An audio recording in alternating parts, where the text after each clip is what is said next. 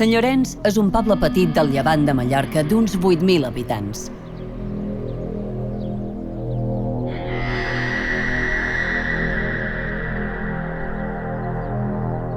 De tradició agrícola, la seva població ha anat creixent i actualment la majoria dels seus habitants es dediquen al turisme.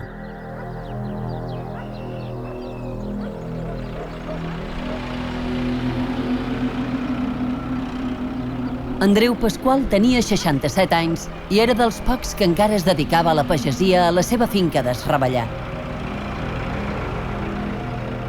La finca agrària on feia feina confrontava amb la d'Esteve Gomila, també natural de Sant Llorenç.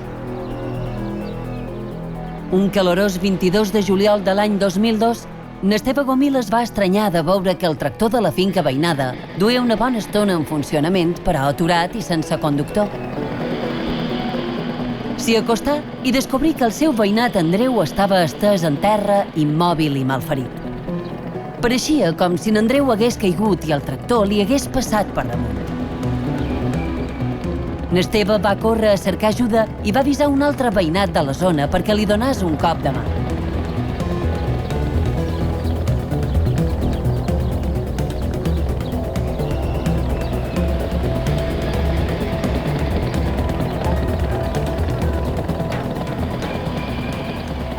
Entre els dos, ficaren Andreu Pasqual dins el cotxe i el dugueren fins a casa seva.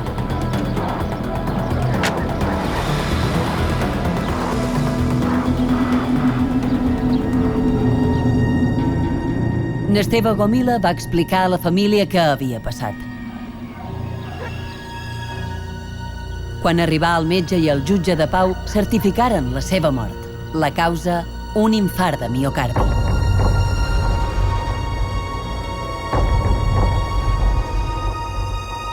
L'endemà, n'Andreu Pasqual era enterrat al cementeri de Sant Llorenç. Una hora baixa de juliol, me comenta que ha tingut un accident i que a una finca i que s'ha mort. I no sé res fins a l'endemà que m'interès per veure quin dia i a quina hora era el seu enterro, no? I me contesten que no, que ja està, que ja han fet la missa i l'han enterrat. Bueno, no va donar massa importància, vaig dir, bueno, mira, molt ràpid, mira, quasi millor per no haver de passar tanta fatiga a la família i tal. I mos oblidant de l'assumpte. Després de l'enterrament, la vida va continuar al poble amb normalitat, mentre els familiars i amics de n'Andreu Pasqual intentaven sobreposar-se a la seva pèrdua. Sí, yo le conocía y era un hombre normal, un hombre trabajador y, en una palabra, una buena persona. Però passat un temps, qualque cosa preocupava els familiars. La història que havia contat Esteve Gomila no els resultava convincent. Més tenint en compte que se sabia que els dos veïnats tenien molt mala relació. Els familiars començaren a pensar que per ventura la mort d'en Andreu no havia estat un accident i decidiren que això s'havia d'aclarir. Record que un familiar coneixia o tenia contacte amb un guàrdia civil o una persona pròxima a la Guàrdia Civil i li va comentar totes les seves sospites damunt la mort de son pare. Allà m'esperaven a la casa de fora vila la viuda, la filla i els fills. I mos seiem i me comencen a relatar una sèrie de temes i de coses que jo desconeixia per complet, entre elles que el dia que va tenir l'accident en el tractor, una persona havia traslladat des de l'any que feia feina, les feines del camp, fins al seu domicili, dins un cotxe, i que ja havia arribat mort, i que tenia sang per la cara, i per els pits, i que tenia com a contusions i tenia mal aspecte. Dic, bueno, hi haurà una constància de tal. Diu, no, l'únic que tenim és un certificat metge, és que mos comuniquen que és una mort per infarto de miocàrdia. La família, en principi, tampoc estava completament segur que s'hagués pogut tractar-se d'un homicidi. Vull dir que hem de tenir en compte que va tardar moltes setmanes en posar en coneixement de la Guàrdia Civil les seves sospites damunt aquest tema. De moment hem d'estar tranquils, De moment no s'anem de cap homicidi ni de cap assassinat. Tenim un accident i ara anem a veure si és vera o no és vera. La família va relatar a l'agent de la Guàrdia Civil, Tomàs Sastre, la mala relació que hi havia entre en Andreu i n'Esteve i com eren de freqüents les seves disputes. L'agent va decidir realitzar una inspecció ocular del tractor. Tot el que me va cridar molta atenció després de l'entrevista que vaig fer una petita inspecció ocular, perquè tampoc no era jo la persona adequada per fer-la, no duia material per fer-la, però una vegada que munto damunt el tractor i veig allò, les taques de sang i la forma que anaven, sabia que no havia tingut un infart i que s'havia mort amb un cop en terra. Allà damunt havia passat algo. El què? No ho sé, però algo havia succeït. La primera noticia que yo recibo es una visita rápida, informal. Yo estaba pasando consulta y aparece de repente en la consulta Tomás Sastre, que me dice que hay un asunto que es un asunto que ha ocurrido una cosa, que tiene una denuncia por parte de unos familiares, de una familia, creo recordar, de Sant Llorenç des Carrasser, y que tiene visos de que probablemente hayan podido matar a una persona. En aquelles fetges jo ja estia destinat a Palma i no era el jefe d'equip de policia social del partit de Manacor. Per lo que vaig elaborar un informe en les meves conclusions i el meu parèixer de que se podria tractar d'una mort violenta i no d'un accident laboral. Els indicis semblaren suficients perquè s'obrís una investigació i el jutjat d'instrucció de Manacor ordenà l'exhumació del cadàver d'Andreu Pasqual. Els veïnats del poble no entenien els motius que s'amagaven darrere aquestes noves actuacions. O la mort d'en Andreu Pasqual no havia estat un accident? Sabia com és un crim a Sant Llorenç?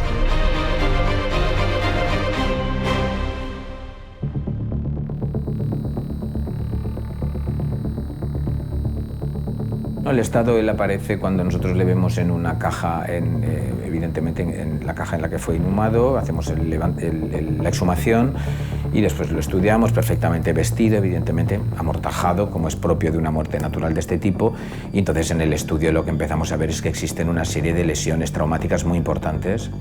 Existe una fractura mandibular con un arrancamiento del cóndilo, existe una fractura craneal muy importante, con unos trazos de fractura que llegan prácticamente hasta el agujero occipital, la parte baja del cráneo, existen fracturas múltiples de costillas, existe todo un complejo lesional importante, variado, ¿no? Y distinto en distintas zonas del cuerpo, ¿no? Entonces vemos que evidentemente la causa es una causa traumática, la causa es una causa violenta y por tanto que no se ajusta o no se cumple con lo que se había firmado en el certificado médico de función, ¿no? Como infarto agudo de miocardio.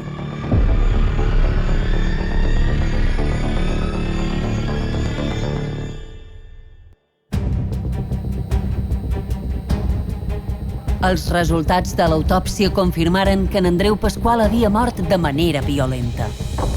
Totes les mirades se centraren en la persona que l'havia trobat mort, Esteve Gomila. A més, era una persona bastant coneguda en el poble i tothom parlava de que era una persona molt agressiva i, per tant, la seva personalitat s'encaixava molt bé dins d'aquesta trama.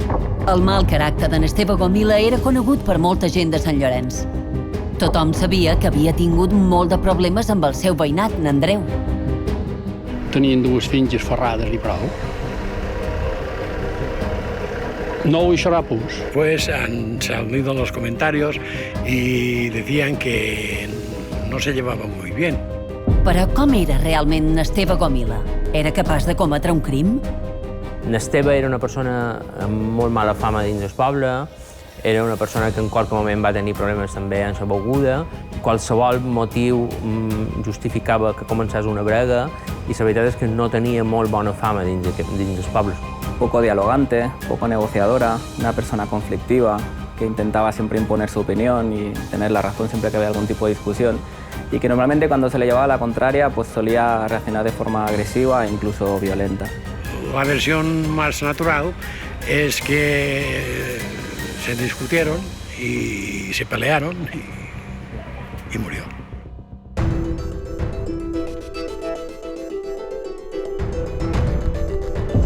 La Guàrdia Civil centrà la investigació en Esteve. Durant tot el procés observaren la seva conducta i comprovaren que el seu mal caràcter era molt evident. Es va fer molt palpable, per exemple, quan va saber a través de la premsa que es feia l'autòpsia en Andreu Pasqual i que hi havia dubtes sobre la causa de la seva mort. Precisament aquest caràcter violent el delatava i el feia culpable a ulls dels investigadors. El hecho de que se produjese la exhumación del cadáver y que él se mostrase más nervioso y más violento es una reacción normal, teniendo en cuenta que él estaba involucrado directamente con los hechos.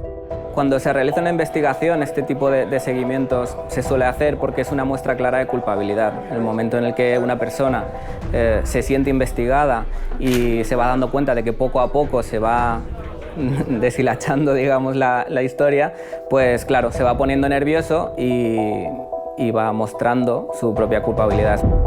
El resultat de l'autòpsia i les incoherències en el relat d'en Esteve Gomila foren proves suficients per pensar que era el responsable d'aquella mort. El dia de la seva detenció, molts de veïnats encara no podien creure allò que havia succeït. Una vegada detingut, n'Esteve Gomila negà haver estat implicat amb els fets dels quals se l'acusava. Ell continuava mantenint la mateixa versió dels fets que havia relatat el dia 22 de juliol, quan va morir Andreu Pasqual.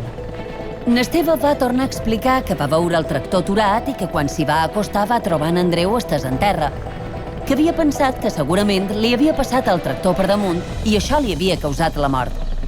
Que tot d'una va anar a cercar l'ajuda d'un altre veïnat perquè entre tots dos poguessin ficar-lo al maleter per dur-lo a casa seva. Ho va muntar, ho va compondre tot molt bé i va vendre una pel·lícula que ell se va inventar dins el seu cap i la va vendre tan bé a la família com el jutge de pau com el metge. En el primer moment a la família el se creu perquè està consternada a veure que un familiar ha mort i que ha mort teòricament amb un accident laboral, però després, ja quan se refreda la situació, és quan la família se dona compte que aquesta versió no encaixa en la realitat. Al jutjat, n'Esteve declarà exactament la mateixa versió, però la seva història no va convèncer el jutge. A principis de novembre de l'any 2002, Esteve Gomila ingressava a la presó acusat de l'homicidi d'en Andreu Pasqual a l'espera de judici. Aquests fets provocaren un escàndol a Sant Llorenç. Es quitaren el metge que havia certificat la mort d'en Andreu i també el jutge de pau.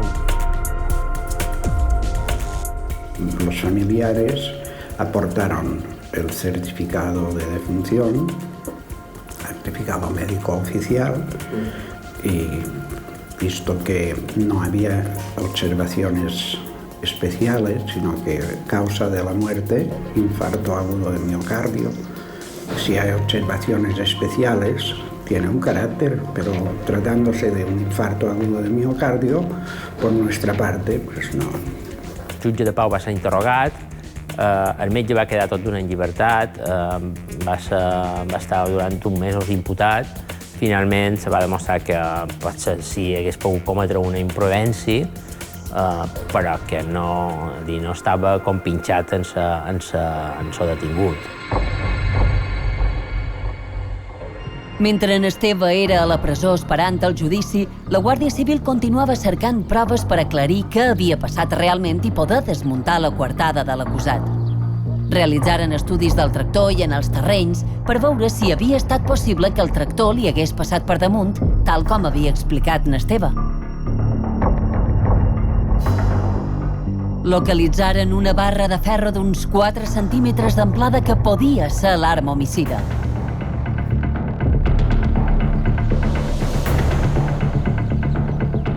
Passat un temps, durant el mes de febrer de l'any 2003, una comissió judicial va fer una reconstrucció dels fets a la finca d'Esrabellà, on havia mort Andreu Pasqual. N'Esteve Gomila va sortir de la presó per declarar durant la reconstrucció dels fets, però continuava mantenint la seva innocència.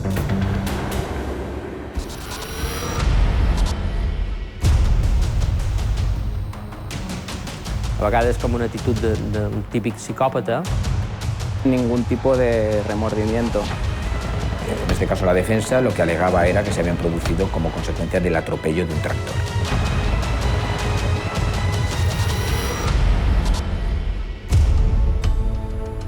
El 26 d'abril de l'any 2004 començava el judici contra Esteve Gomila, un procés que generà molta expectació. El fiscal del cas demanava per ell 20 anys de presó i 100.000 euros de multa. La defensa sol·licitava l'absolució de l'acusat, que insistia en la seva innocència. En tot moment, n'Esteve va mostrar una actitud freda davant el jurat. Freda, tranquil·la, com a vegades com una actitud d'un típic psicòpata, ¿no? Son personas que no tienen la capacidad de sentir emociones, que planifican las situaciones, que se abstraen emocionalmente y que no tienen ningún tipo de remordimiento. A la declaració no va poder evitar contradir la seva pròpia versió, perdent així encara més credibilitat. Va arribar a dir fins i tot que la víctima i ell eren molt amics. Sí, va donar la seva versió, la veritat no tenia molta consistència, però la veritat és que fins al final va lluitar per aconseguir la seva absolució. Un dels moments més emotius del judici fou la declaració de la viuda d'en Andreu, que deixava en evidència l'actuació del metge i del jutge de pau. No le dio nada de importancia. No le dio nada de importancia. No, que si fuera, no sé, una persona de 90 años que hace 10 años que está enferma y se muere porque no ni siquiera dijo ni nada de nada. També va ser clau la declaració del veïnat que havia ajudat n'Esteve a transportar el cos sense vida de la víctima. El testimoni va reconèixer que no va qüestionar la versió dels fets a l'acusat en aquell moment perquè tenia por de la seva reacció. Es difícil que una persona que comete un crimen se apoye en otra persona que no sea un familiar o que sea alguien cercano o alguien que tenga mucha confianza. El hecho de que se apoye en un vecino con el que además no tenía buena relación, lo que denota es que él sabe que está en una posición de superioridad, que lo tiene sometido de alguna manera y que lo tiene intimidado. Y tiene la seguridad de que ese vecino, en principio, no le va a delatar. Pues el hecho de que el vecino corroborase la versión de Esteban en un primer momento de que había habido un accidente denota que tenía miedo de enfrentarse también a Esteban. También hay que tener en cuenta que este vecino había tenido previamente una disputa con Esteban y que este había acabado tirándole una piedra en la cabeza. Però el punt fort de l'acusació i determinant per a la decisió del jurat va ser el resultat de l'autòpsia, que demostrava amb contundència que la mort d'en Andreu no havia estat un accident. Nosotros manteníamos que eso se había producido como consecuencia de una acción violenta, de traumatismos que se habían sucedido en la zona del finado, de la víctima, mientras que el resto en este caso la defensa, lo que alegaba era que se habían producido como consecuencia del atropello de un tractor. Evidentemente, si hubiese pasado por encima un tractor, lo hubiese fracturado pues todo lo que es la clavícula, los hombros y eso. Y entonces resulta que tenían unas lesiones en la parte superior, o sea, en la cara, otras lesiones en las costillas y una tercera, pues creo que en las extremidades. Evidentemente, pues había sido una muerte violenta. La defensa demanava una segona autòpsia, però aquesta demanda no va ser suficient, perquè aleshores les proves aportades pels forenses de l'acusació eren irrefutables. Fundamentalmente por varios motivos, ¿no? El motivo fundamental era que las lesiones no estaban localizadas en la misma zona, ¿vale? Que era prácticamente imposible que la rueda de un tractor tuviera direcciones distintas, es decir, si se alegaba que el problema era un problema de frenada, ¿no? Que este señor se bajó con el tractor en marcha y con el freno del tractor puesto y que de repente fue cediendo ese freno y le atropelló, pues eso debería tener una explicación con relación a las lesiones, ¿no? Pues deberían estar localizadas en una misma zona o en una zona central. Pues lo que no puede ser es que haya lesiones en un plano derecho, en un plano izquierdo, que haya una lesión facial, que haya una lesión occipital, ¿no? Eso evidentemente unido a que se encontraron algunos elementos curiosos en la zona, como fue una barra de hierro, un excelente trabajo que hizo la Guardia Civil, una barra de hierro que tenía restos de sangre que presuntamente se había utilizado para causar los golpes, como al final decidió el jurado que había sido.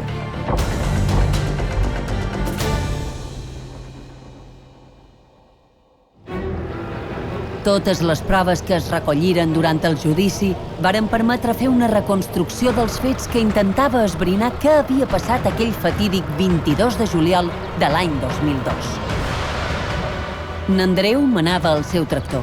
Qualque problema amb el motor el va fer aturar-se i baixar del tractor a comprovar què passava. En aquell moment, n'Esteve es va acostar a ell per darrere sense que n'Andreu s'entenés. N'Esteve duia una barra a la mà amb la qual li pegà un cop fort al cap sense que n'Andreu s'ho pogués esperar. N'Andreu va caure en terra i n'Esteve va continuar colpejant-lo. Que se plantea como hipótesis, dada las lesiones que presenta el cadáver, es que hay un abordaje posterior, aprovechando un poco el ruido del tractor y que este señor puede aproximarse sin hacer demasiado ruido, golpea a la víctima con una barra de hierro en la parte posterior de la cabeza, en la zona occipital, y que posteriormente la remata con otros muchos golpes, ¿no? Entre ellos uno torácico que produce la destrucción o la rotura de las costillas, i esa és un poco la disposició, no? En veure què acabava de fer, n'Esteve va decidir anar-se'n i amagar l'arma del crim. A continuació, i en veure un altre veïnat, el cridar i li demanar ajuda.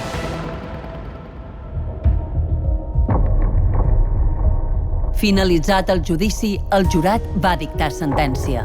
N'Esteve Gomila fou declarat culpable de l'homicidi de n'Andreu Pasqual. La condemna fou de 12 anys de presó. No va tenir cap reacció especial, sobretot si tu saps perfectament que ets culpable. También hay que tener en cuenta que una vez cumplida la condena, Esteban tenía que volver al pueblo donde residía, a su domicilio habitual, y que sería mucho más sencillo volver si no había reconocido los hechos. A dia d'avui, n'Esteve Gomila ja ha complit la seva condemna i actualment viu en llibertat.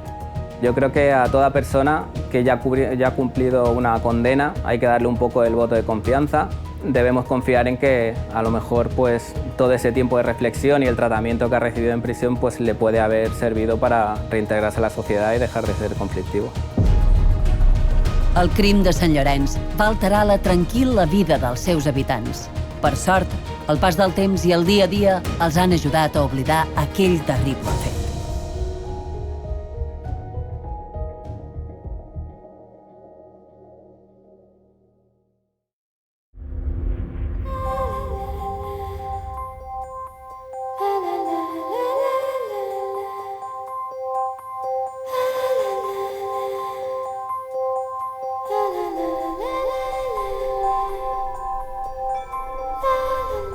César era un nin de 9 anys aficionat a les xarxes socials.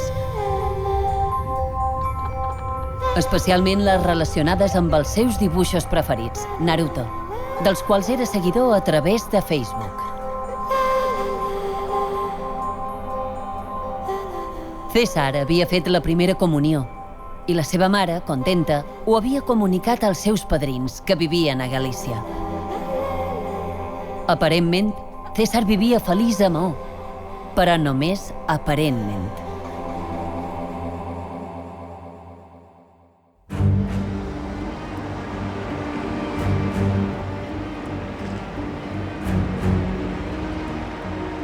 El 24 de novembre de 2010, dos germans de Sant Lluís a Menorca feien llenya en un terreny de la seva propietat, prop del torrent de Vinidalí.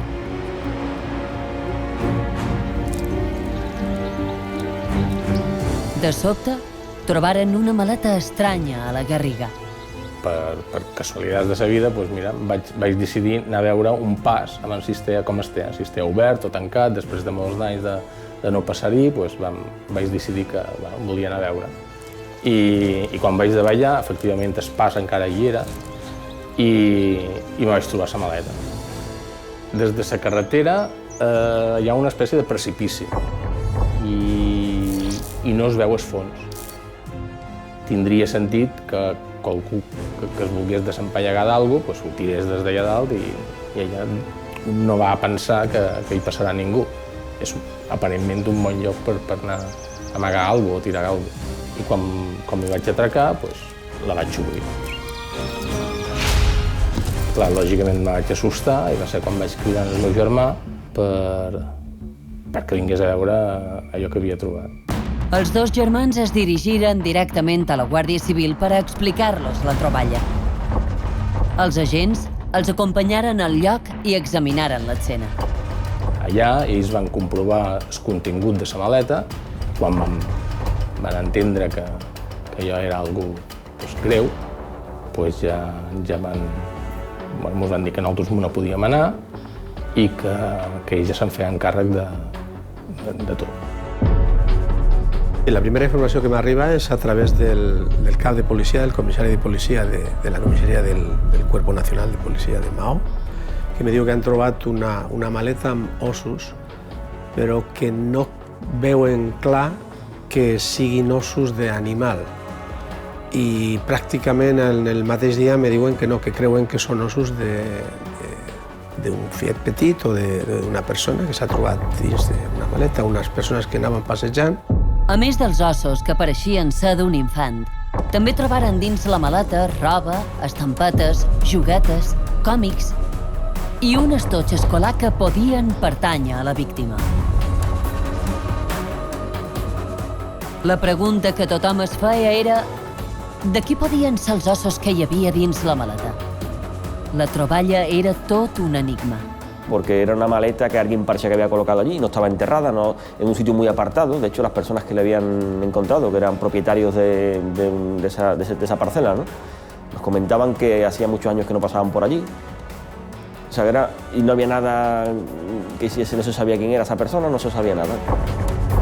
La informació era escassa i els mitjans de comunicació tractaven de conèixer-ne tots els detalls.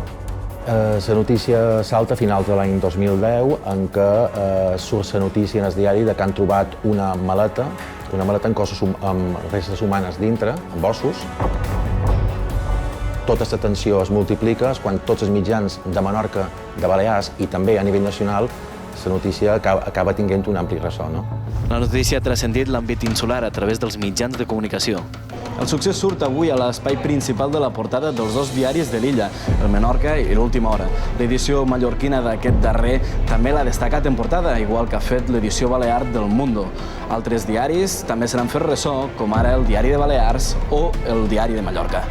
A Menorca tothom quedà esglaiat amb el crim. Entre la por i la commoció, continuaven sorgint notícies que feien entendre què havia passat. Me he quedado pero de piedra, totalmente. Porque, casos así aquí en la isla como que no. Nadie ha visto movimientos policiales, ni sirenas, ni nada raro. O sea, desconocíamos todo en absoluto. No es lo primero que hemos oído hoy. Que hi va haver pressió social, sobretot fins que s'aclara el cas. La pressió social sempre és hi ha una part d'interès, hi ha una part de morbo, hi ha una part un poc de tot. De Maó a Ciutadella, tothom es preguntava quin dels seus veïns havia estat capaç d'abandonar el cadàver d'un infant dins una maleta. La primera reacció, evidentment, és de sorpresa. Menorca és una illa tranquil·la en què no sol haver aquest tipus de succeïts. En una gran ciutat passen assassinats i ningú se n'alça una cera. Aquí en passa un cada 1000 anys i, clar, quan passa, independentment de que hagi passat a Sant Lluís o a Mo, té molt de ressò. La maleta vermella que havien trobat dos germans mentre feien llenya guardava un gran misteri. Ningú havia denunciat cap desaparició. La policia no tenia cap informació sobre qui podia ser aquell infant i què li havia pogut passar. Entonces los jueces nos encomiendan al grupo de homicidios hacernos cargo de la investigación y, como les decía, se dispone el traslado de los restos hasta la clínica forense de Palma.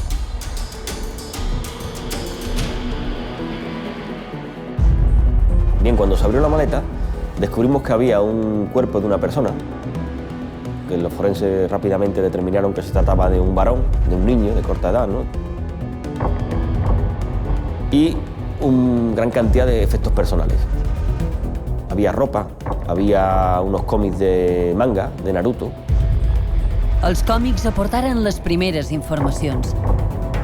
Permetien deduir que l'infant era de parla castellana. Encontramos, una vez que vimos todos los números que había allí dentro, recuerdo que había uno, que era el 28, si no recuerdo mal, que se había publicado a finales de 2007. Entonces, ya tenemos una fecha, pensábamos que esa maleta no pudo ser colocada allí antes de finales de 2007, ¿no? Porque había un cómic, como le digo, editado en esa fecha que estaba dentro. Y en fin, algunos otros efectos, recuerdo que había también unos insectos puestos así en parafina o silicona, ¿no? Y se veía que, en fin, habrían pertenencias de un niño, al parecer, de corta edad. La Policia Nacional estudia totes les hipòtesis en el cas del menor mort, però avui ja descartaven que sigui resident a les Illes Balears. A hores d'ara, les anàlisis realitzades a les restes trobades confirmen que es tracta d'un menor que du almenys un any mort. Els metges de l'Institut Anatòmic Forense de Palma continuen fent feina per identificar la víctima. Tot i les dades aconseguides, la maleta no aportava informació rellevant sobre la identitat de l'infant. La policia començava a desesperar-se en la seva recerca. Vale, en primer lugar, con los restos óseos que se localizan, no se podía determinar la causa de la muerte. Porque ninguno presentaba un traumatismo, por ejemplo, el cráneo estaba intacto, no había un traumatismo, alguna cosa que pudiese corroborar que se trataba de una muerte violenta. Y segundo punto, a pesar de que estuvimos bastantes horas mirándolo todo con el máximo detalle posible, no se encontró absolutamente nada que pudiese identificar a la persona que estaba allí dentro de esa maleta. Les investigacions es centren ara en conèixer la identitat de la víctima i per això la unitat de policia científica de la Policia Nacional fa feina per determinar si el jove va morir dins la maleta o va ser introduït post-mortem. I és que a Menorca no hi ha cap denúncia de desaparicions des de fa 5 anys, una circumstància que ha dirigit la investigació també fora de Menorca. No tenemos denuncia de ningún menor desaparecido. Si bien no se descartan y se está estudiando las posibilidades que pueda haber algún menor o algún joven que corresponda a la edad de 10 o 13 años fuera de las Baleares. La policia examinà el material una vegada i una altra fins que trobaren la pista clau en un estoig escolar. Empezamos a mirarlo con detenimiento, sacamos todo, lápiz por lápiz, miramos todo, absolutamente todo. Y casi llegando al final, cuando no había nada, que nuestra frustración iba un poco en aumento, ¿no? A retirar una goma de borrar, esa goma casi milagrosamente había preservado unas inscripciones con bolígrafo azul que estaban debajo de esa goma. Ponia César JF. Ràpidament es mira de quins fiats poden haver estat desapareguts que nomin César i que puguin estar als voltants de Menorca, i és quan ja es posa més en la pista de qui pot ser el fiat que hi ha dins la maleta, no? La policia cercava a la seva base de dades tots els nins que poguessin concordar amb les inicials de César JF i l'edat estimada.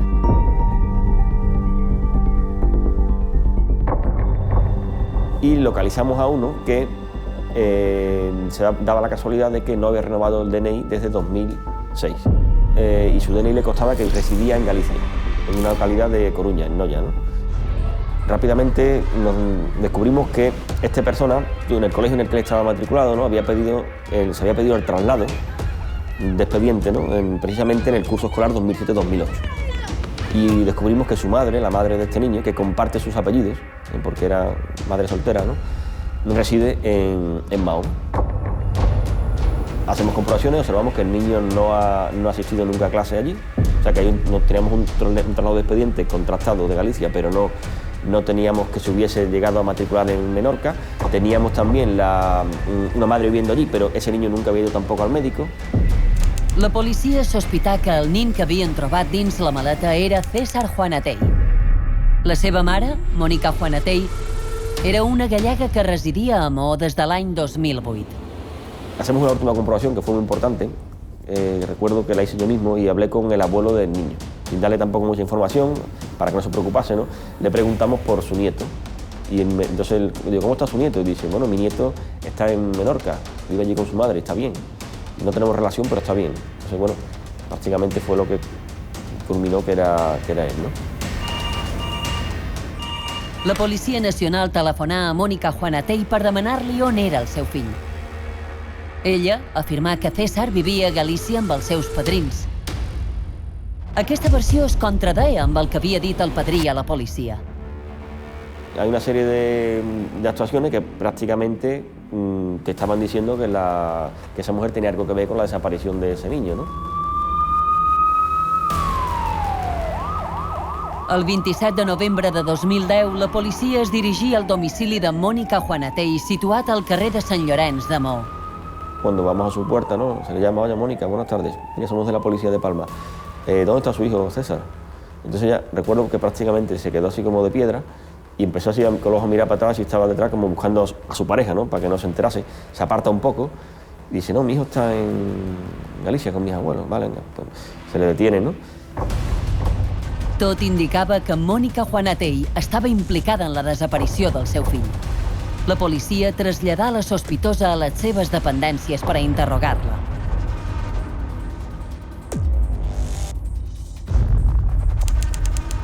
Mónica Juanatell Fernández era una dona de 30 anys provinent del municipi de Noia, a la Corunya.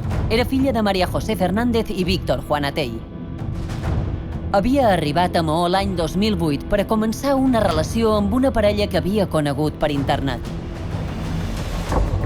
Soy una menorca porque a ella al parecer pues, le gustaba mucho chatear y conoció a un chico a través del chat.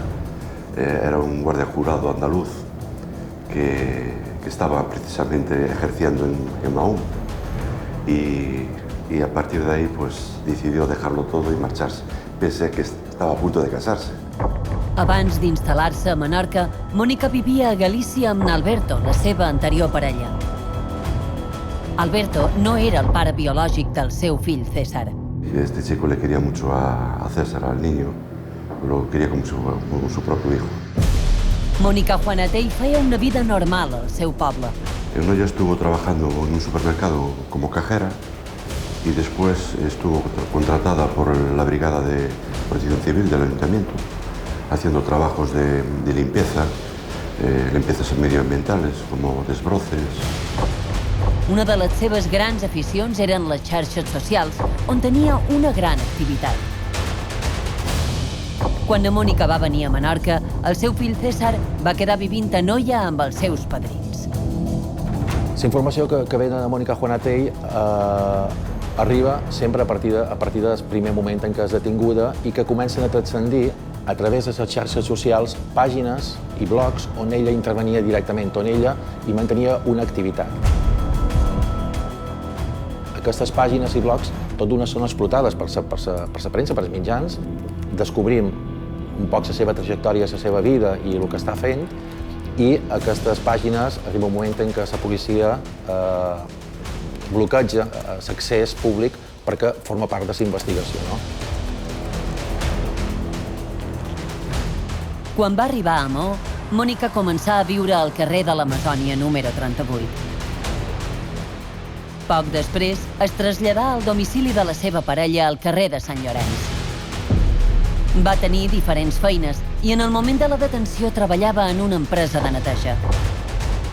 Tot i que ella sembla que va fer feina una temporada a un fort de Sant Lluís, ningú la coneixia. Era una chica un poquito, tenía un carácter muy fuerte, eso lo comentaban algunos de sus excompañeros, y no frecuentaba mucho. Mónica era una dona aparentment normal que es relacionava poc amb els veïns, però era molt aficionada a les xarxes socials. En aquestes no amagava el seu interès per temes escabrosos. Pàgines que també donen un poc la dimensió del personatge de la Mónica Juanatell, una persona que tenia un blog que es diu Terror a la Gallega, una persona que tenia els seus propis sobrenoms que es posava, noms que després tenen una significació una mica escabrosa, una mica dintre del seu univers de ficció i també d'horror, de cert terror. La Policia Nacional ha informat que la dona detinguda és la mare del nen mort, després d'identificar les restes que es van trobar el passat dimarts a l'interior d'una bossa de viatge. La Policia Nacional va procedir ahir al capvespre a la detenció d'aquesta dona de nacionalitat espanyola i de 30 anys d'edat a Maó com a presumpta autora dels fets. L'anàlisi forense també ha confirmat que el nen, que en aquests moments tindria 11 anys d'edat, va morir a la primavera de 2008. La mare, que es diu Mónica, mai en va denunciar la seva desaparició. La policia realitzà els primers interrogatoris a comissaria per tal d'explicar el succeït. Y entonces, bueno, se lleva a cabo una primera declaración en la que ella finalmente reconoce que su hijo murió, que fue un accidente, y que por miedo, por no saber darle otra solución, en vez de pedir ayuda, en vez de actuar como cualquiera actuaríamos, pues ella decide meterle en la maleta y llevárselo y esconderle allí. Pero luego, ¿qué pasa? Tenía unos remordimientos, la verdad que hubo un momento que ella quería hablar y bueno, pues entonces se volvió a hacer una segunda declaración y en esta segunda declaración aportó más detalles.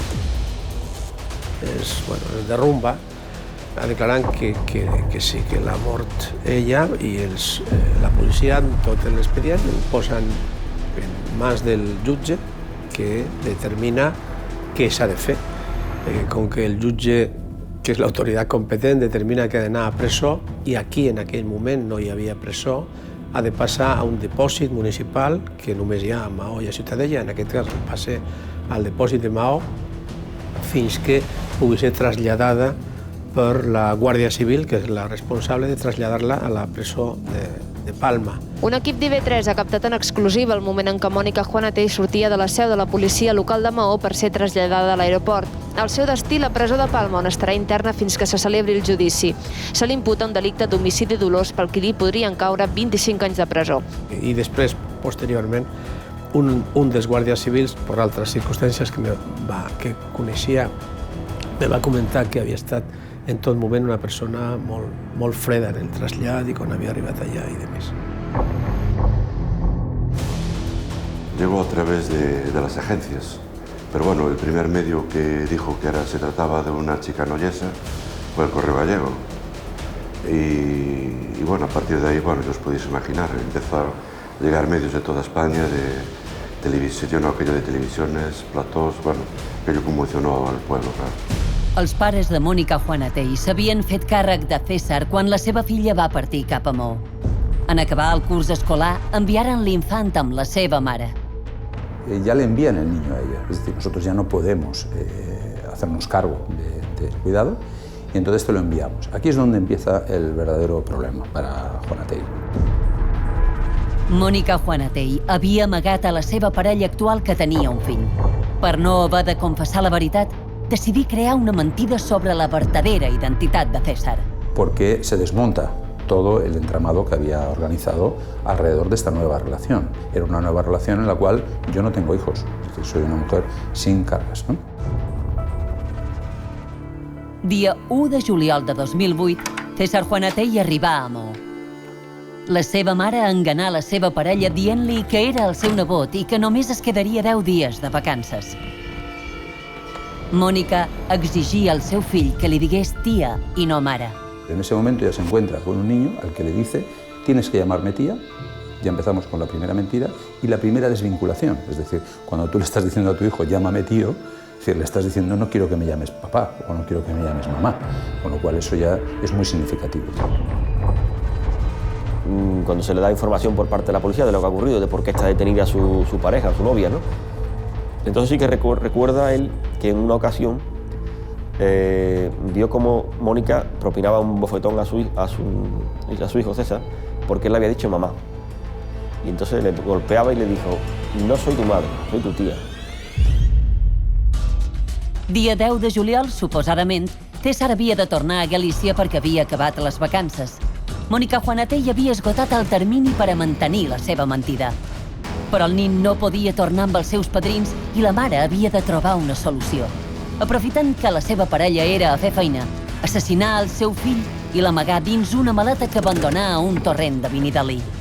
Era la forma más sencilla que ella tenía para intentar salir del apuro de haberse encontrado de forma tan sobrevenida con su hijo allí en la isla y poder hacer frente al discurso inicial que le había dado a su pareja.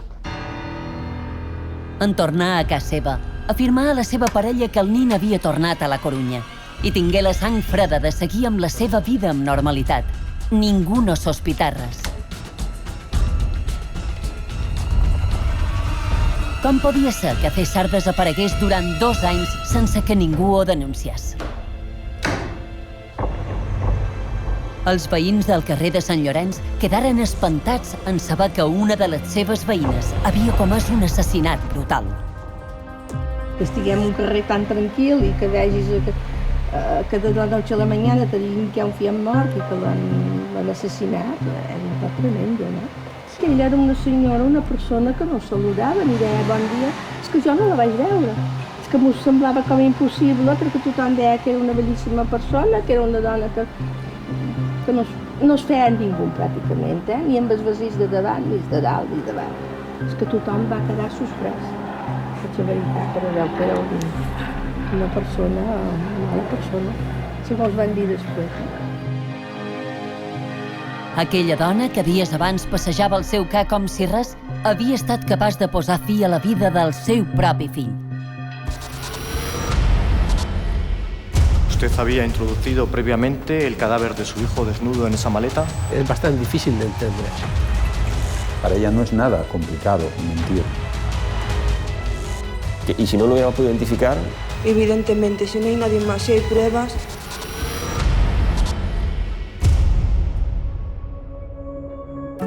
Durant els 2 anys següents de matar el seu fill, Mònica elaborà la seva mentida més cruel.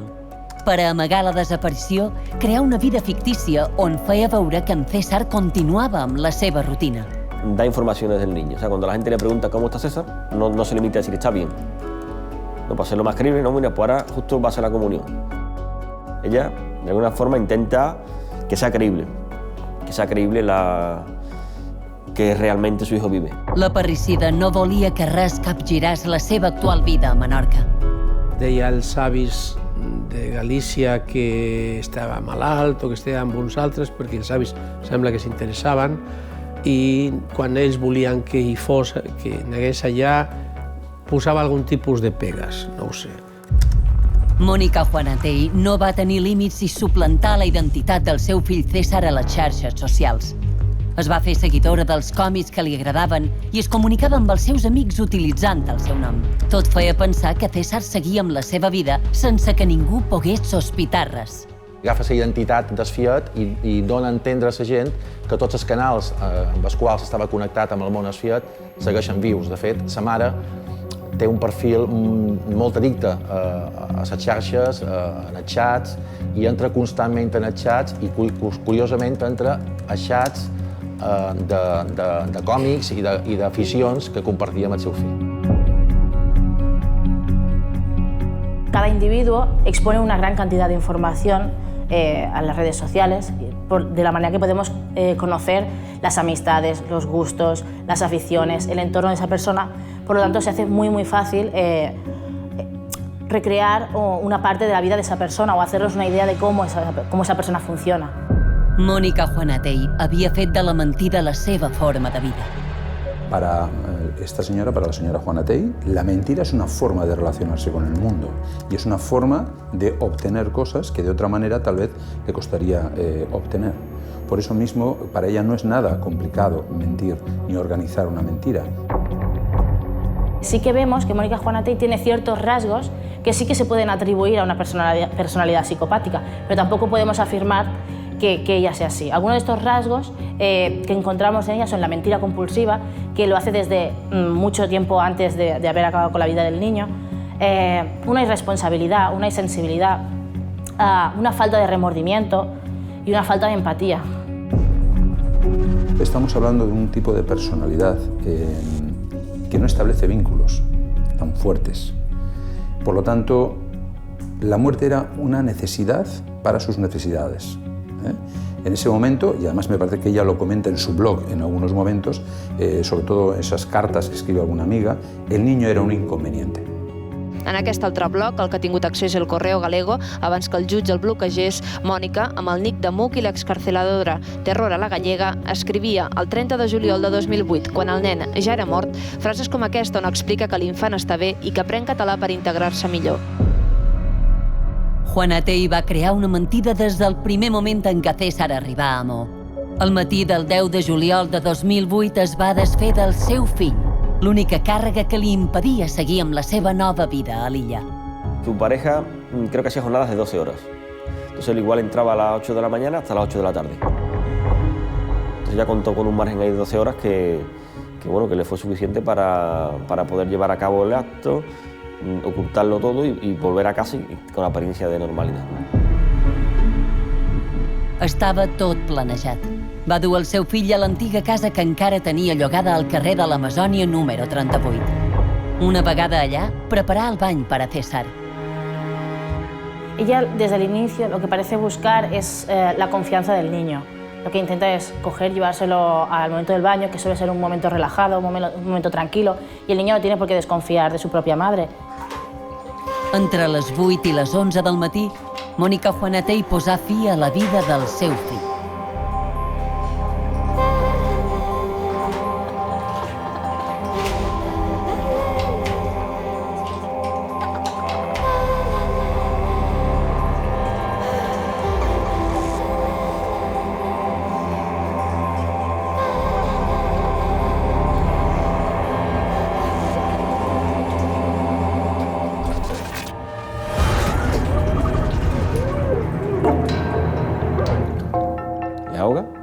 Después, pues bueno, tiene la sangre fría de no desistir, porque claro, ahogar a un niño de 8 años en la bañera requiere un tiempo, ¿eh? És bastant difícil d'entendre en una personalitat normal que pugui fer això.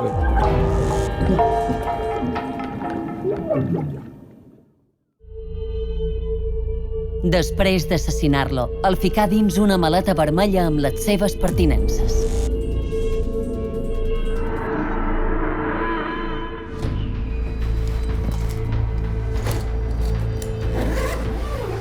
Ja sigui roba i ja sigui aquestes pertinences més jocs i s'estoig del Fiat que acaben sent determinants perquè la policia no dubti de l'autoria del crim.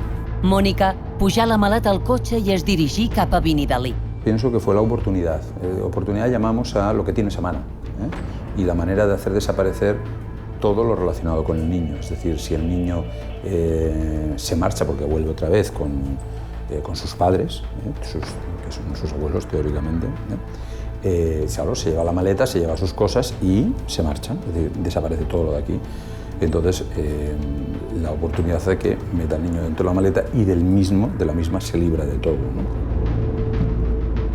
Ser capaz de recogerlo absolutamente todo, coger el vehículo, meter a tu hijo en la maleta, sacarlo a la calle, meterlo en tu vehículo, buscar un sitio, hasta el punto de que era bueno que estuvo 2 años que no se encontró y porque dio la casualidad de que los herederos de esa parcela querían hacer una limpieza allí de rastrojo, que si no podía haber pasado 20 años hasta que apareciese.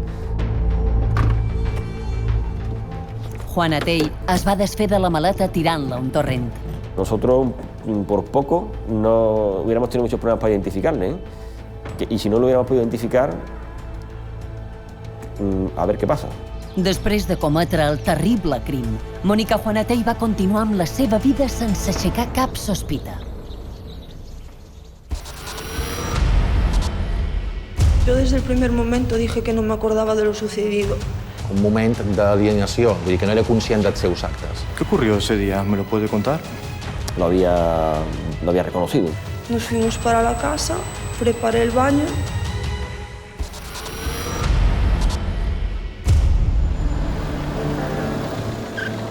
El 22 d'octubre de 2012 començà el judici de Mònica Juanatell Fernández per l'assassinat del seu fill César Juanatell. El judici es va fer a l'Audiència Provincial a Palma, però es va seguir molt des d'aquí, des de Menorca, on, tot i que aquesta dona era gallega, és d'origen gallec, sí que havia residit aquí uns anys i havia fet certes amistats aquí i, evidentment, la commoció a Menorca va ser gairebé tan gran o més que s'aquí va haver a nivell nacional. Va ser una de les notícies de Menorca que més projecció i més ressò a nivell nacional han tingut en tot tipus de mitjans, no? La seva defensa, el seu advocat defensor, va al·legar durant molt de temps i fins al mateix moment del judici que sa mare havia patit un moment d'alienació, vull dir que no era conscient dels seus actes. ¿Usted había introducido previamente el cadáver de su hijo desnudo en esa maleta? Sí.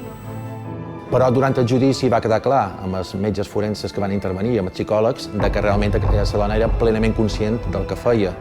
¿Qué ocurrió ese día? ¿Me lo puede contar? Yo le pedí el coche a la pareja que tenía para ir a hacer la compra. Lo llevamos al trabajo, fuimos a desayunar a un bar que había enfrente. Nos fuimos para la casa, preparé el baño, me subí a la cocina a recoger unas cosas y lo que pasó después no, sinceramente no lo sé. Pruebas que había eran contundentes, no había posibilidad de defensa y aparte que ella lo había reconocido. Yo desde el primer momento dije que no me acordaba de lo sucedido y en un principio declaré que había sido un accidente. Me fui a los calabozos, pero luego los policías me dijeron que tenían pruebas, que lo sabían, y como allí no había nadie más, evidentemente, si no hay nadie más, si hay pruebas, lo reconocí. El jurat popular va determinar que Mònica Juanatell havia planificat el crim d'ençà que el seu fill havia arribat a Menorca.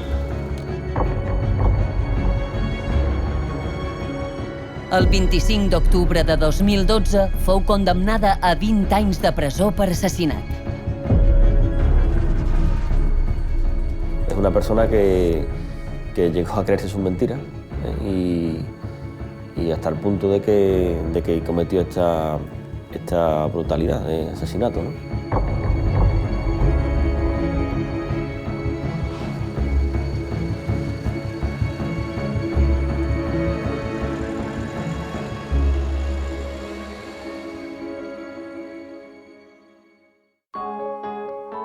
Mònica Juanatell ingressà a la presó de Palma, on continua sorprenent la seva ment pertorbada. Té una activitat literària, guanya un concurs literari a la presó de Palma i crec recordar que el títol de la creació és El hermano gemelo que era el diablo.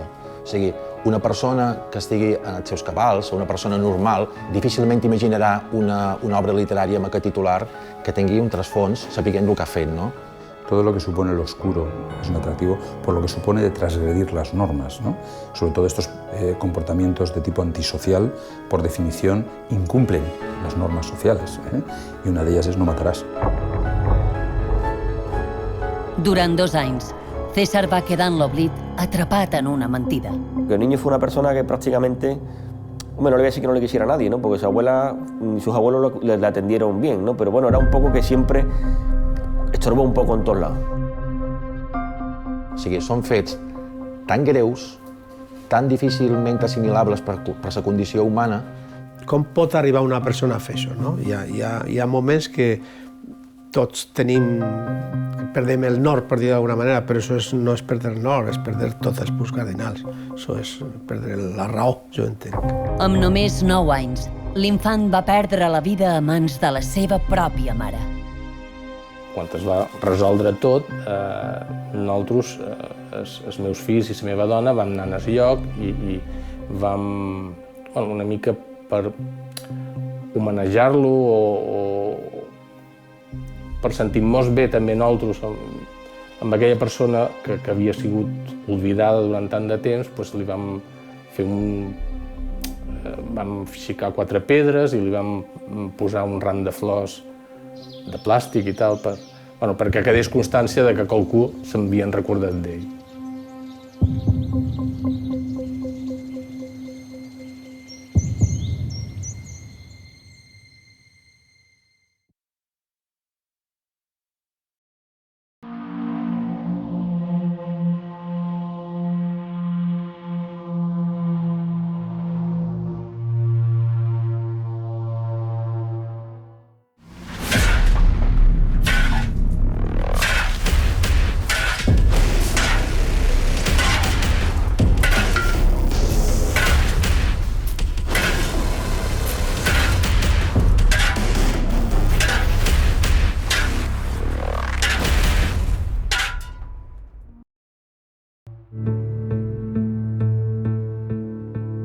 El 26 d'agost de 1989. Era un dissabte d'estiu com qualsevol altre a Eivissa.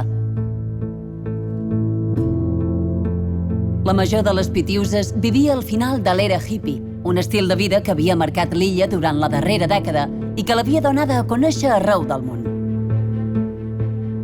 La tranquil·litat dels seus pobles i la bellesa de les platges atreien milers de turistes que hi trobaven un dels paradisos de la Mediterrània.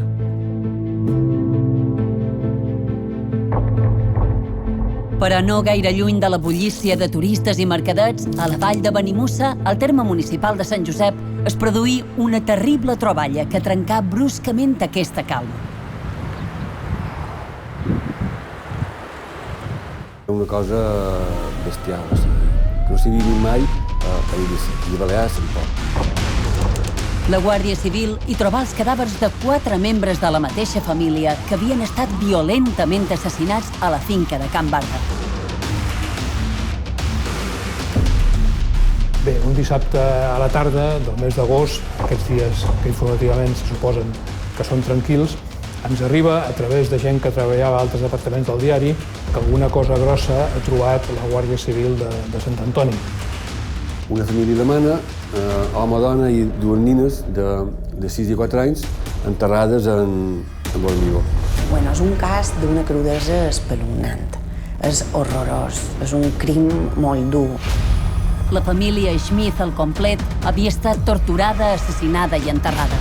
Aquell crim canviaria la percepció que fins llavors es tenia de la paradisíaca illa d'Eivissa. Però a més, el més interessant d'aquest cas és les connexions que hi ha darrere. Vull dir, el que va revelar és el més interessant d'aquest cas. Però qui va ser l'assassí o els assassins de la família Schmidt?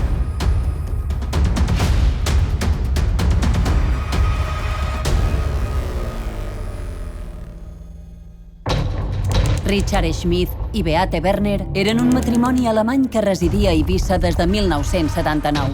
Tenien 2 filles petites, Alexandra, de 6 anys, i Bianca, de 4. Richard i Beate duen una vida discreta i aparentment normal, sense gaire vida social. Una parella d'estrangers que passava completament desapercebuda.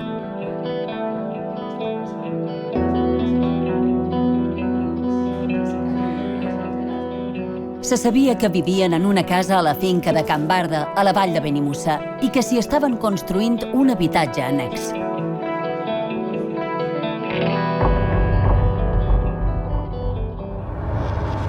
De Beate sabien que era la propietària d'una oficina de canvi de moneda a l'edifici Tànit de Sant Antoni i que també gestionava el lloguer i el manteniment d'una sèrie d'apartaments i locals.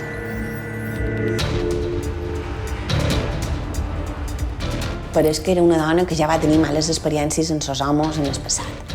Pareix que era una senyora amb baixa autoestima, insegura i dependent emocionalment. Beat, després de diversos treballs, es dedicava a gestionar una trentena d'apartaments a l'edifici Tànit de Sant Antoni. Aquests pisos eren de diversos propietaris i ella s'encarregava de llogar-los a un turoperador anglès. No portaven una vida opulenta i ella mateixa s'encarregava de fer la bugada dels apartaments. Atenia la recepció i el canvi de moneda i tenia una jornalera per fer la neteja dels pisos. Els qui la coneixien deien que en el passat havia tingut desenganys amorosos i relacions complicades, però que en conèixer Richard se n'havia enamorat tot d'una. La gent més pròxima a Beate coincidia a descriure-la com una dona amable i que es desvivia per les seves filles. Res feia sospitar el tràgic final. Alhora la defineixen com una dona simpàtica, amable, que reia i que adorava les seves nines. En canvi, amb prou feines es tenia informació de Richard fora del matrimoni. La seva vida era un misteri absolut per a tots els qui el coneixien. Ell deien que era una rascassa, que és una paraula que s'utilitza molt a Eivissa per dir que una persona és un poc arisca. La gent que ho coneix diu que és un personatge tan raro, no se feia massa amb la gent, que havia tingut problemes deutes immobiliaris i no se sap realment bé de què vivia i qui no vivia. D'en Richard no va sortir ningú que digués jo coneixia molt, no, era una cosa més estranya, bastant estranya. Richard Schmidt no tenia cap ocupació coneguda. Vivia a Eivissa en condició de turista i estava allunyat del negoci de la seva dona, on hi anava esporàdicament.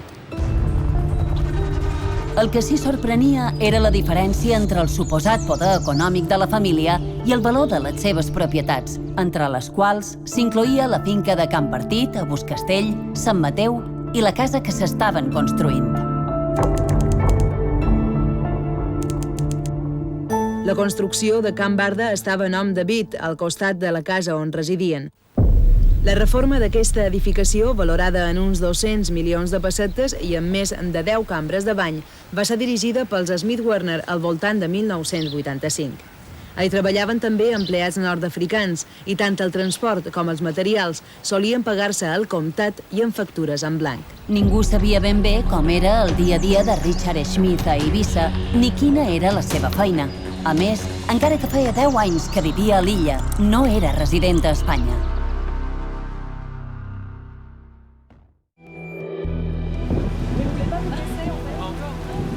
El 26 d'agost de 1989, Sant Antoni de Portmany celebrava les festes d'estiu. Els turistes i els residents gaudien dels extraordinaris capvespres que es podien contemplar des dels locals de moda. Beate no anava a la feina des de feia 2 dies. La seva empleada i amiga, Yvonne, no li va donar gens d'importància perquè havia estat malalta i, a més, eren dies festius. Però dissabte, quan va tancar per a anar-se'n a dinar i per no tenir-ne notícies, decidia anar a la casa de Francisca, una veïna que cuidava la família Schmidt i l'ajudava en les tasques de la llar, per a saber si tenia alguna notícia sobre Beate. Ella tampoc en sabia res. Se n'anaren plegades a Can Barda a comprovar que tot estava bé. La sorpresa es va produir quan ningú les va contestar i s'entemeren que el pany de la porta havia estat canviat. Varen avisar els seus homes i se'n varen anar les 2 parelles a la Guàrdia Civil de Sant Josep a denunciar la desaparició de la mare. 3 guàrdies civils es desplaçaren fins a la casa per a fer-hi una visita rutinària. Totes les portes estaven tancades i varen haver de votar per a accedir-hi. En una primera inspecció ocular tot semblava estar en ordre, però no hi havia cap rastre dels desapareguts. La sorpresa va arribar quan es varen acostar a l'obra anexa. I allí varen començar, un d'ells ja va començar a dir que hi havia mal olor, que feia mal olor, i varen trobar un desnivell en el terreny que hi havia formigó i ciment i pareixia mal fet, era una obra com mal feta, mal posat, i que hi havia de més mosques. I allí un d'ells en sa bota dona una patada en aquell desnivell i llavors l'olor s'intensifica. I quan l'olor s'intensifica varen agafar una ferramenta, varen començar a picar i va aparèixer un pau. Immediatament es desplaçaren a Can Barda més efectius de la Guàrdia Civil i de la Comissió Judicial per a fer-hi l'aixecament del cadàver. Pero ¿cuál fue nuestra sorpresa? Que en el momento de retirarlo se descubrió que había algo más, ¿no? El que realment havia trobat la Guàrdia Civil eren els cossos dels 4 membres de la família Schmidt enterrats davall el formigó. Bé, van trobar primer a Beate, després va aparèixer Alexandra, que era la filla grossa, després ell, en Richard, i per últim en el racó estava la guerrera petita, en Bianca. Alguns estaven inclús fermats, la nena tenia les mans fermades, els 2 grossos estaven envoltats en llençols i tots ells tenien cables alrededor del coll, Els 4 cossos presentaven símptomes d'haver estat torturats i estrangulats.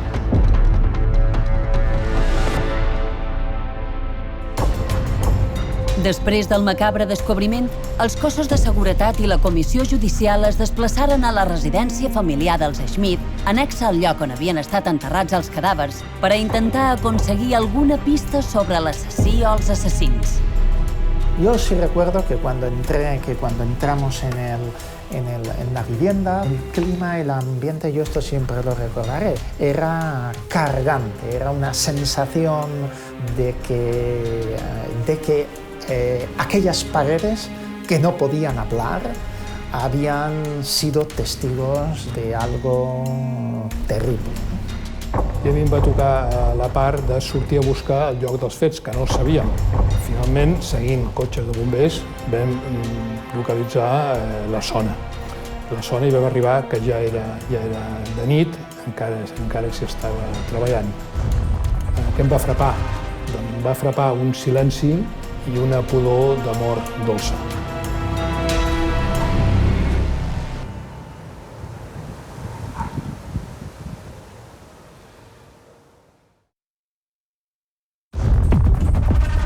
Al matí del 27 d'agost continuaven les tasques de recerca d'indicis. La policia judicial i la científica realitzaren un exhaustiu registre al domicili dels Schmidt perquè sospitaven que era on s'havien produït els assassinats. Aparentemente no había ningún signo de violencia externa, pero sí que recuerdo que había bastante desorden. La policia hi trobà joies de gran valor i lingots d'or. Per tant, el mòbil del robatori quedà descartat. Durant la inspecció dels dormitoris es descobrí que en el moment de l'assalt les nines dormien i que havien estat tretes del llit a la força. També es realitzà una segona inspecció a la fossa on havien estat enterrats els cossos, però no s'hi trobà res que vinculés l'assassinat a ningú en concret. Paral·lelament, es realitzà l'autòpsia dels 4 cadàvers. Els primers resultats revelaren que la família Schmidt duia enterrada més de 48 hores. Els forenses determinaren el dia de la mort a la matinada del 23 al 24 d'agost. Es difícil precisar, por lo que decía anteriormente, de la existencia de unas condiciones de humedad que modifican el proceso evolutivo de la putrefacción. Entonces, ¿se puede hablar del jueves como fecha de la muerte? En torno a las 48 horas.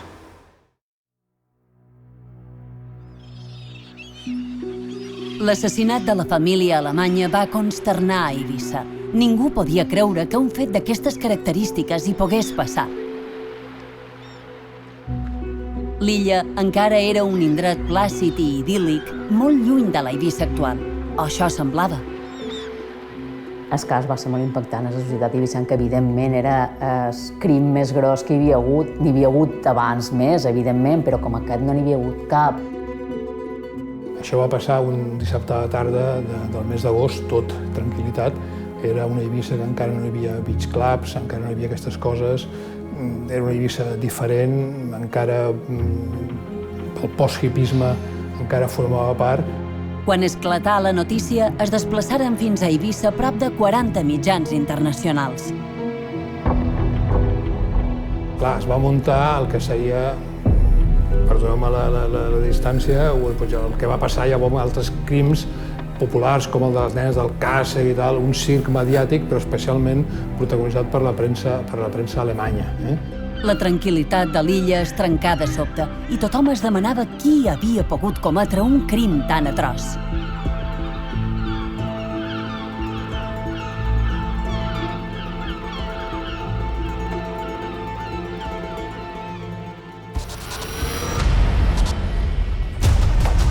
Eren sicaris del càrtel de Medellín. Què passa? Que mai havia matat a Europa. Imaginaven que era que ell ho ves. Són persones que no són malaltes mentals, saben molt bé el que se fa.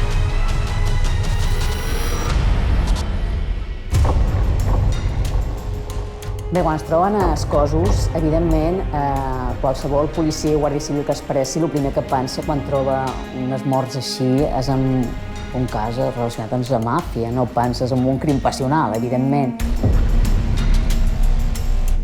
Todo apuntaba que tal por su modo de ejecución, pues podía haber sido obra de unos mercenarios, o sea, como llaman sicarios, a sueldo, ¿no? Lo darrer que se sap d'aquesta família és a les 11:30 del vespre del 23. Un policia local de Sant Josep se'n va en aquesta casa a Can Bardà perquè tenen un ordre de demolició d'una construcció il·legal que fan, no? Ell va de mateix policia, el que passa que Somo li diu que ell no pot firmar res perquè la casa no està en el seu nom. Ell torna al vespre i són les 11 exactament, són 23:40 i se troben a Beat, la dona, i li dius que firmi el rebut d'un ordre de demolició, y ell ho firma. Bueno, pues debido a la hora que era, puesto que era bastante tarde, era de noche, no vimos prácticamente casi nada, o sea, solamente el edificio de la casa, puesto que ellos viven según la entrada, un poquito más al fondo a la derecha, una casita anexa, entonces prácticamente se pudo ver muy poco, porque incluso llegando con el coche nada más lo que podía darnos la luz del vehículo. Després de ser vist pels policies la nit del 23 d'agost, no se'n sabia res més dels Schmidt. Seguiren les indagacions i encara que les primeres sospites apuntaven a un crim relacionat amb assassins professionals, la Guàrdia Civil obrí una primera línia d'investigació que anomenà Pista Marroquina. La casa on varen trobar els cossos es trobava en obres i aferrada a Can Barda, on vivia la família.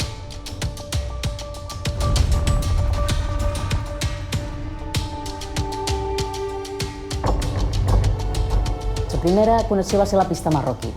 Vull dir, a la casa hi treballaven, a l'obra il·legal, hi treballaven una sèrie de marroquís, en aquells moments ja només en quedaven 3, i just va la casualitat que aquests 3, el dia que maten a la família, se'n van d'Eivissa. Per la qual, evidentment, la policia en seguida va pensar, els han matat i han fugit.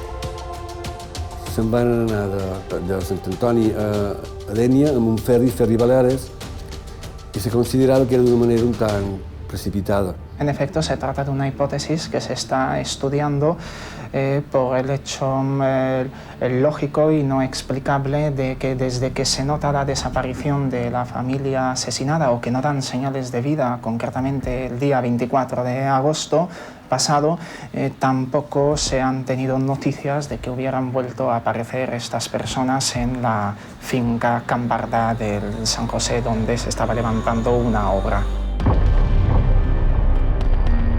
La policia va poder determinar que els operaris marroquins havien partit perquè s'havien quedat sense feina, ja que finalment la casa s'havia de tomar. A més, es va comprovar que havien rebut una carta amb males notícies familiars. La mare de 2 d'aquests marroquins estava molt malalta i per això varen tornar escapats al seu país. Y al final se optó por tomarles porque declararan y explicaran todo y que consten en el sumario con detalle. Pero hay que decir que con el tiempo transcurrido no podemos ni se debe señalar a nadie. I després hi va haver una segona línia que també va aparèixer molt prop del crim i és, diguéssim, la pista holandesa. 2 dies abans del crim, la Guàrdia Civil va agafar un alijo d'èxtasis de 6.000 pastilles, que en realitat eren unes pastilles molt grosses i una quantitat de 24.000 dosis. En aquells moments, a més, era l'alijo més important, més gros que hi va haver a Europa. I bé, amb aquest alijo, que es varen detendre uns holandesos, resulta que un d'aquests holandesos coneixia Beate. I l'havien vist per les oficines de Beate. La teoria policíaca d'un assassinat perpetrat per uns sicaris com a conseqüència d'una venjança prenia forma amb la pista holandesa. És a dir, amb aquests datos, la Guàrdia Civil, que ja pensava en un cas de drogues, va considerar la possibilitat de que tinguessin algú que veure amb aquest alijo d'èxtasis. La investigació sobre la relació dels Schmidt amb els holandesos detinguts per una partida de droga no va donar fruits i no es va poder demostrar cap vinculació amb l'assassinat. La pista holandesa no resolia el cas, però deixava clares sospites a la policia que era davant d'un cas relacionat amb drogues i que la mort dels Schmidt era una venjança. Els cossos de seguretat s'enfrontaven a una difícil investigació amb el narcotràfic com a eix central. El 26 de setembre de 1989, un mes després dels terribles assassinats, es va produir un gir inesperat. La Policia Nacional d'Eivissa rebé una carta anònima procedent de Guipúscoa amb una informació molt reveladora. Muy señor mío, le envío la presente carta relacionado con varios casos de su interés. Asesinato en Ibiza del súbdito alemán Richard Schmidt, el cual se encontraba envuelto en varios casos oscuros de drogas con varios compañeros suyos también alemanes. Todos ellos juntos trabajaban a su vez para el señor Ochoa de la ciudad de Medellín, Colombia. Va trobar qui havia escrit l'anònim, havia escrit la dona d'un alemany que havia format part d'una banda que tenia relacions amb el càrtel de Medellín i amb el Richard Schmidt, amb el mort. L'anònim deixava en evidència la relació de l'alemany amb el narcotràfic. En Richard faria feina per una xarxa del càrtel de Medellín, que en aquell temps el que dirigia era en Pablo Escobar. El número 2 del càrtel de Medellín era la família Ochoa. Bé, en aquest anònim es parla d'uns alemanys que es dedicaven, eren sicaris del càrtel de Medellín i que podien ser responsables de la mort d'en Richard i la seva família a Eivissa. El señor Richard Smith frecuentaba el pub Navy, sito en Puerto Banús, donde se daba cita con sus antes compañeros y más tarde asesinos.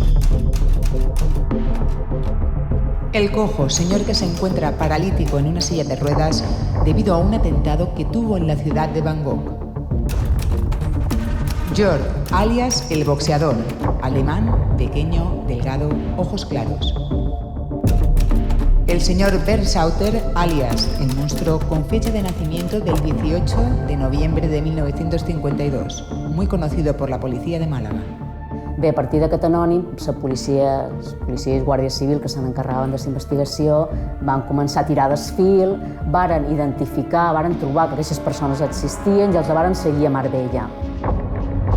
Els investigadors intentaven verificar si el que es contava a l'anònim era real i si aquestes persones tenien res a veure amb el crim de Benimussa. Varen poder comprovar l'existència del pub Navy i altres adreces que apareixien a la carta. També varen constatar les activitats il·lícites que tots realitzaven i les seves connexions amb altres possibles assassinats.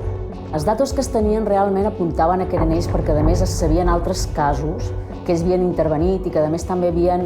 No era el mateix tipus de crim, però sí que és veritat que eren persones que acabaven baix formigó, que pareixia una marca de fàbrica d'aquestos delinqüents, d'aquestos assassins, d'aquestos sicaris.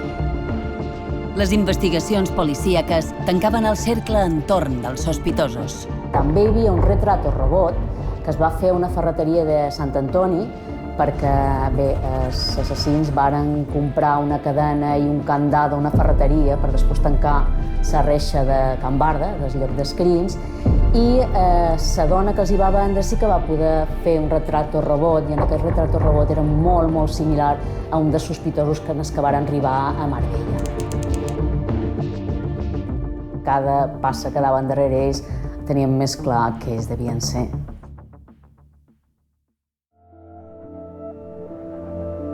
La matinada del 24 d'agost de 1989 es va cometre un dels crims més salvatges que es recorden a les illes. A Eivissa estava commocionada pel despietat assassinat de la família Schmidt a mans, suposadament, d'uns sicaris relacionats amb el càrtel colombià de Medellín de Pablo Escobar. Bé, jo el crim de Benimussa, a part de lo morbós que pugui resultar, lo cruel, lo escabrós, que pas normal de la població pugui ser, jo m'interessa molt més per lo revelador que és, per lo que revela de lo que s'estava convertint a Eivissa. Els suposats autors del crim, el coix, el bossejador i el monstre, eren 3 assassins a sou que treballaven a les ordres del càrtel de la droga més important del moment, el de Medellín, dirigit per Pablo Escobar. Les operacions del càrtel a Europa eren liderades per la família Ochoa. Bàsicament el càrtel de Medellín, que Pablo Escobar tenia activitat als Estats Units i també a Europa, per tant tenia gent treballant a Europa. Què passa? Que mai havia matat a Europa. La violència extrema dels assassinats era el senyal d'identitat dels sicaris del càrtel. L'objectiu era deixar constància del seu poder. Un cop que ho fa, ho té que fer no només de forma sagnant, sinó que no quedi cap dubte de la capacitat, de la brutalitat i del que ningú, per estar a Europa, de la seva gent, estigui segur, que també a Europa poden passar aquestes coses. Fins i tot en una illa petita i tranquil·la, entre cometes, de la Mediterrània, som capaços de fer això, que no serem capaços de fer a llocs, a ciutats amb noms que sonen molt més a màfia, a crim. A Eivissa va quedar commocionada. Ja no era l'illa tranquil·la i dolça que havia estat temps enrere i que els seus habitants tractaven de preservar. Les màfies s'hi havien instal·lat perquè era un punt estratègic a la vegada que idíl·lic per a les seves operacions a Europa. Per a Eivissa va ser donar-se en compte que l'etapa dolça, l'etapa de les flors, de la droga civilitzada, entre cometes, del post-hipisme, havia acabat, no? Vull dir que a l'illa la droga també tenia aquestes coses i que la illa era i és un centre d'operacions de tot tipus.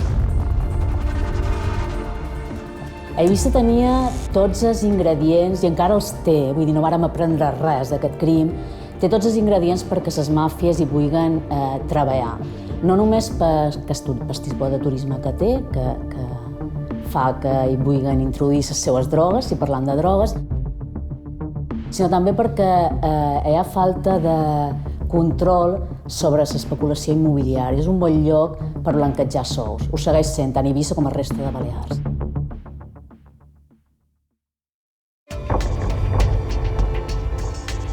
La vida privada de Richard Schmidt era un secret per a tot el seu entorn a Eivissa. Ningú sabia a què es dedicava i la sorpresa davant la suposada vinculació amb el narcotràfic va ser majúscula. Però després es va saber que la seva exdona, que encara tenia l'apellido d'ell i tot, i que es cridaven contínuament, la seva exdona tenia una empresa radicada a un paraís fiscal, a Vaduz, i a través d'aquella empresa feia negocis immobiliaris que, com a apoderada, apareixien a Beate. A part de l'empresa en l'exdona, tenia un parell d'empreses també en Beate creades societats per alquiler. Era tot especulació immobiliària. Va ser un poc a partir d'aquí que es va pensar que sobretot l'empresa que tenien l'exdona, Procònsul, era un poc la tapadera, vull dir que ells eren testaferros del càrtel de Medellín, que realment era com blanquejava sous el càrtel de la droga. Les noves informacions referents a les activitats de la família Schmidt indicaven que una part de les propietats que tenien a Eivissa, incloent-hi la finca de Campartit, eren suposadament del càrtel de Medellín, que havia utilitzat Richard i Beate com a testaferros per a adquirir les propietats a l'illa. Richard Schmidt, a través de l'empresa radicada a un paraís fiscal, donava el seu nom per fer compres per blanquejar sous del càrtel de Medellín, del càrtel de l'Ochoa i en Pablo Escobar. Les últimes notícies aparegudes a la premsa local i a la de Màlaga vinculen l'assassinat dels Smith Werner amb bandes de narcotraficants. La investigació segueix endavant, sense que, per ara, es donin mostres de deixar veure per on transcorre fins que es produeixi un desenllaç definitiu. La relació de Richard Schmidt amb el narcotràfic semblava una realitat. Però per què varen matar tota la família? La carta anònima tornava a escena per a posar-ne damunt la taula el possible motiu. Es deia que probablement en Richard havia escantat sobre un alijo de droga. Por fallo del señor Richard Smith, la policía alemana encontró una furgoneta que transportaba 650 kilos de cocaína en la ciudad de Múnich. Los kilos reales eran alrededor de 1.000. I la policia en va coir però només 650. Aquests altres van desaparèixer. I varen pensar o varen saber que això s'havia fet perquè ho havia donat en Richard Smith. La destinación de la droga era el banco Rulling, sito en Múnich. Por acto de venganza, el señor Richard Smith fue asesinado, así como otras personas anteriormente. Llavors no sabem si realment era una venjança perquè en Richard es havia xivat a la policia o que realment també es havia quedat una part d'aquella partida, perquè podia ser de 1.000 i només en havien agafat 650 a la policia. L'anònim donava per fet que Richard i la seva família havien estat assassinats com a represàlia per una suposada traïció al càrtel de Medellín. Però quedava per a demostrar si els sicaris investigats a Marbella n'eren els autors. Les investigacions realitzades pels cossos de seguretat havien determinat que les informacions aparegudes a l'anònim referents al monstre, el coix i el bossejador eren certes, com també la relació amb els negocis il·lícits dels quals se'ls acusava. El que mai es va poder demostrar va ser la seva presència a l'illa durant els dies en què es varen produir els fets.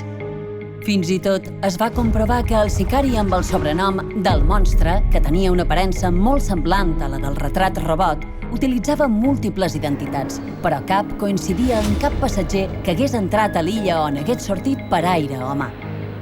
La línia d'investigació del càrtel de Medellín quedà en via morta sense que ningú fos detingut pels crims de Benimussa.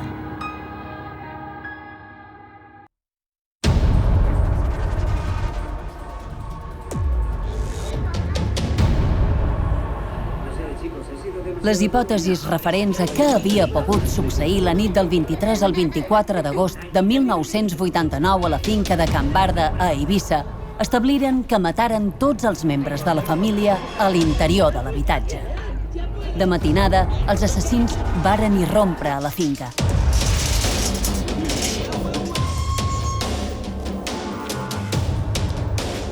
En la qual és probable que duguessin el candado i la cadena perquè ja sabessin que després tenien que tancar-la si volien treballar a gust sense que els molestassin.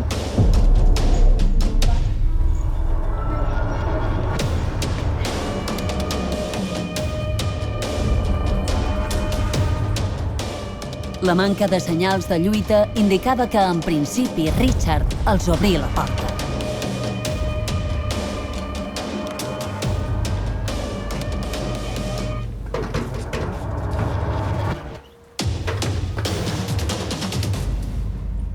Els assassins es dirigiren als dormitoris i varen treure del llit Beate i les nines mentre colpejaven Richard.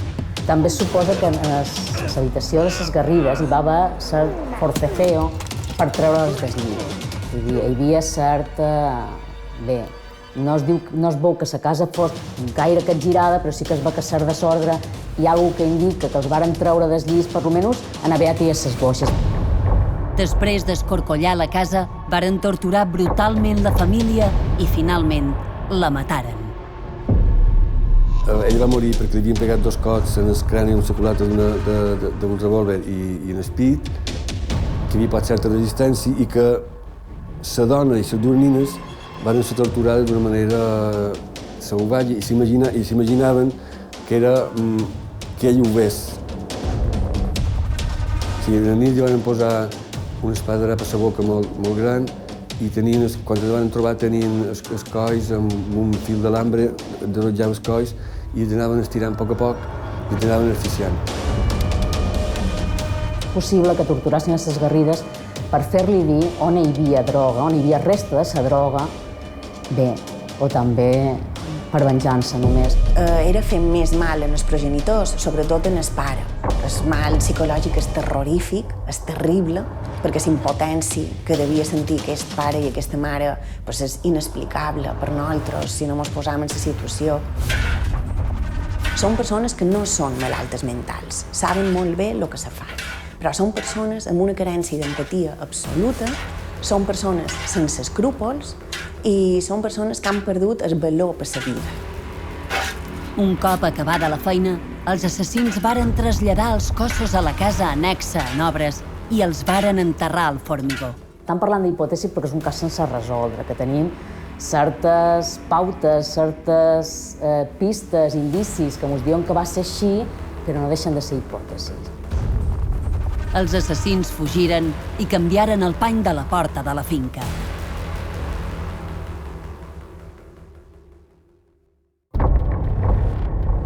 Tot i l'esforç i la perseverança dels cossos de seguretat i del jutge instructor, al gener de 1993, després de 3 anys i mig d'investigació, el cas de Beni Moussa es tancava sense que ningú fos acusat d'aquests 4 assassinats. Y decidí elevar el sumario para su conclusión sin ningún procesamiento ni pudiéndose haber identificado a ningún autor criminal. Un cúmul de factors varen fer impossible la detenció de cap dels sospitosos.